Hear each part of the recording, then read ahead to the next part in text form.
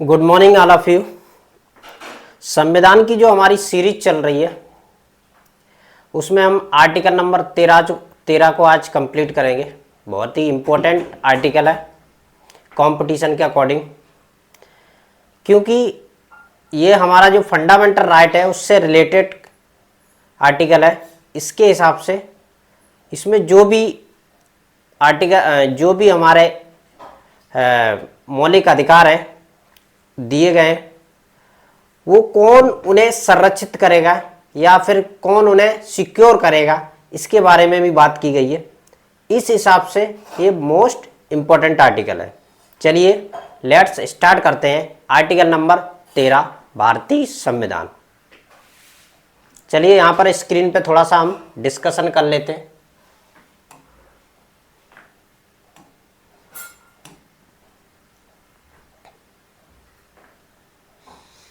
देखिए यहाँ पर, जैसा कि यहाँ पर आपको स्क्रीन पे दिख रहा होगा, इस संविधान के भाग 3 में शामिल किया गया है कि मौलिक अधिकारों से असंगत या उन्हें कम करने वाले कानून शून्य होंगे, यानी ये कानून न्यायिक समीक्षा योग्य है। यानी कि आर्टिकल जो हमारे फंडामेंटल राइट है उनको वायलेट करने वाला कोई भी ऐसा कानून अगर कार्यपालिका बनाती है तो वो क्या होंगे, शून्य घोषित कर दिए जाएंगे। बेसिकली इसका मीन्स यही है। अगर ऐसा कोई भी कानून या फिर कोई ऐसा ऑर्डर या फिर कोई ऐसा कोई भी किसी भी तरह का कोई कार्य जो हमारे फंडामेंटल राइट को अफेक्ट करता है तो उन्हें शून्य घोषित कर दिया जाएगा। इसका आर्टिकल नंबर 3 का 1 क्या कहता है, इस संविधान के प्रारंभ से ठीक पहले भारत के क्षेत्र में लागू सभी कानून उस सीमा तक शून्य होंगे जिस सीमा तक वे इस भाग के प्रावधानों से असंगत हैं। इसका क्या मीन्स है? इसका मीन्स है जैसे कि फॉर एग्जाम्पल हमारा जब संविधान कब लागू हुआ था, 1950 में, 1950 में, 26 जनवरी 1950 में लागू हुआ था। अब जैसे कि 1947 में कोई ऐसा कानून जो ब्रिटिश पार्लियामेंट ने बनाया है, लेकिन आज की डेट में हमारे फंडामेंटल राइट है उनमें किसी तरह कोई प्रॉब्लम या फिर उसको कम करता है उस कानून के द्वारा, तो उसको क्या किया जा सकता है, उस पार्ट को पूरी तरह शून्य घोषित किया जा सकता है या उसे डिलीट किया जा सकता है, उसी पार्ट को डिलीट किया जाएगा। ऐसा नहीं पूरा लॉ खत्म कर दिया है, ऐसा नहीं है। ठीक है, अगर फंडामेंटल राइट को कोई भी लॉ अफेक्टेड करता है तो उस लॉ को हटा दिया जाएगा। बेसिकली इसका मीन्स ये है। चलिए हम आगे थोड़ा सा और समझ लेते हैं इसमें क्या है।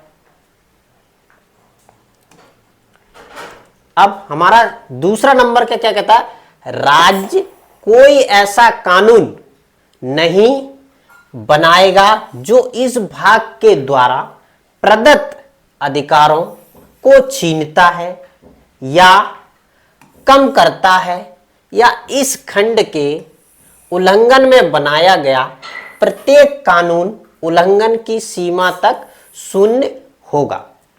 अब कानून बनाने का पावर किसको दिया गया है, हमारी जो कार्यपालिका है। ठीक है, यानी कि किसको, संसद को दिया गया है। संविधान में ये प्रावधान दिया गया है कि जो भी लॉ बनेगा वो कार्यपालिका या पार्लियामेंट बना सकती है। ठीक है, अगर कोई ऐसा कानून कार्यपालिका बनाती है जो कि किसके फंडामेंटल राइट को वायलेट करता है या उसके जो अधिकार दिए गए उनको कम करता है, तो वो क्या हो जाएगा, ऑटोमेटिकली शून्य हो जाएगा, यानी कि कम हो जाएगा या फिर उसे डिलीट या फिर उसे किसी भी तरह हटा दिया जाएगा। और दूसरा क्या है, ऐसा कानून भी नहीं बनाएगी, ऐसा कोई कानून भी नहीं बनाएगी। अगर बनाती है, अगर ऐसा कोई कानून बनाती है तो वो क्या होगा, जुडिशियल रिव्यू,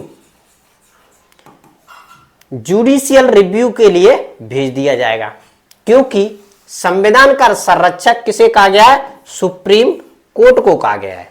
सुप्रीम कोर्ट को संविधान का संरक्षक कहा गया है, क्योंकि जो भी लॉ है उसको बनाने का अधिकार सिर्फ कार्यपालिका को है, लेकिन उस जो लॉ बना है उसका रिव्यू करने का पावर सिर्फ सुप्रीम कोर्ट को दिया गया है। यानी कि कोई भी कानून जिसमें कोई ऐसा प्रावधान हो जो कि फंडामेंटल राइट को कम करता हो, तो जुडिशियल रिव्यू करके सुप्रीम कोर्ट उस लॉ को पर्टिकुलर या उस शब्द को या उस वर्ड्स को वो डिलीट कर सकता है। ये पावर सुप्रीम कोर्ट को दिया गया है। देख लेते हैं आगे हम और समझ लेते हैं।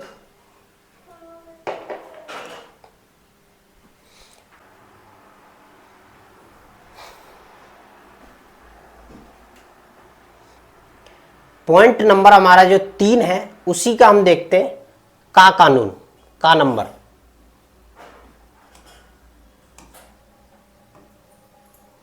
कानून यानी कि पॉइंट नंबर हमारा 3 का जो मेन इंपॉर्टेंट है कानून।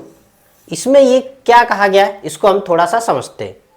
के अंतर्गत भारत के राज्य क्षेत्र में कानून का बल रखना, कानून का बल रखना या कोई अध्यादेश, आदेश, उपकानून, नियम, विनिमय, अधिसूचना, इसका मतलब है ऐसा कोई ऑर्डिनेंस या अध्यादेश जिससे क्या है कानून का रूप लगे, कानून का रूप लगे और कोई ना कोई उससे क्या अफेक्टेड हो, कोई ना कोई उससे अफेक्टेड हो, ऐसा कोई कानून नहीं बनाया जाएगा। ऐसा कोई कानून नहीं बनाया जाएगा जिससे फंडामेंटल राइट क्या वायलेट हो। अब दूसरा हमारा क्या कहते हैं, दूसरा है हमारा प्रचलित। प्रचलित शब्द का यहां पर उपयोग हुआ है। प्रचलित कानून के अंतर्गत भारत के राज्य क्षेत्र में किसी विधानमंडल अन्य सक्षम अधिकारी द्वारा इस संविधान के प्रारंभ से पूर्व पारित, यानी कि जो संविधान के प्रारंभ से कोई सक्षम अधिकारी द्वारा कोई भी ऐसा आदेश पारित किया गया हो जो कि एट ए प्रेजेंट टाइम हमारा जो फंडामेंटल राइट है उसको वायलेट करता हो, वो उसे क्या किया जाएगा, शून्य घोषित कर दिया जाएगा। बेसिकली यहां पर क्या मतलब है, आर्टिकल नंबर 13 बेसिकली क्या कहता है कि ऐसा कोई भी लॉ नहीं बनाया जाएगा जो कि हमारे फंडामेंटल राइट का हनन करता हो या वायलेट करता हो, और जिसकी सुरक्षा की गारंटी किसे दी गई है, सुप्रीम कोर्ट को दी गई है। यानी कि अगर ऐसा कोई कानून बनता है, ऐसा कोई कानून बनता है तो सुप्रीम कोर्ट उसे जुडिशियल रिव्यू कर सकता है, जुडिशियल रिव्यू कर सकता है कि ये कानून जो बनाया गया है कार्यपाल के द्वारा वो गलत बनाया गया है, इसलिए आज से उसे निष्प्रभावी या शून्य घोषित किया जा सकता है। ऐसा जैसा कि आर्टिकल नंबर 13 में दिया गया है। ये आर्टिकल नंबर 13 सुप्रीम कोर्ट को डायरेक्ट पावर देता है जुडिशियल रिव्यू करने की, क्योंकि ऐसे कोई भी कानून जो बनते हैं या पूर्व से पारित है उनको उनके द्वारा किसी भी तरह का कोई भी वायलेट किया जाता है तो उन्हें शून्य घोषित किया जा सकता है। आई होप आपको ये वीडियो पसंद आया होगा। इसी तरह के और भी आपको संविधान से रिलेटेड आर्टिकल आपको कंटिन्यू मिलते रहेंगे।